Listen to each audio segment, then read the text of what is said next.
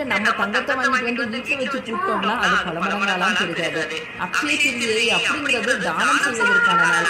இல்ல எங்களால தங்க முடியல, தானம் செய்ய முடியாது அப்படின்னு நினைச்சீங்கன்னா, இல்லாத ஏழைகளுக்கு ஒருவேளை உணவு வாங்கி கொடுக்கலாம், அவங்க போடுறதுக்கு ட்ரெஸ் வாங்கி கொடுக்கலாம், இல்ல அரிசி பானகம் நீர்மோர் இந்த மாதிரி தானம் செஞ்சீங்கன்னா உங்களோட செல்வ வளம் பெருகும் அப்படிங்கறதான் அக்ஷய திருதியோட ஐதீகம். ஒரு பையன் யாசகம் கேட்டு ஒரு வீட்டுக்கு போறான். அந்த வீட்டுல இருந்த அம்மாவோ ஒரு பரம ஏழை, ஐயோ ஒரு சின்ன பையன் பிச்சை கேட்டு வந்திருக்கானே, இவனுக்கு எதையாவது தானம் செய்தே ஆகணுமே அப்படின்னு சொல்லிட்டு வீடு ஃபுல்லா போய் கேட்டாங்க.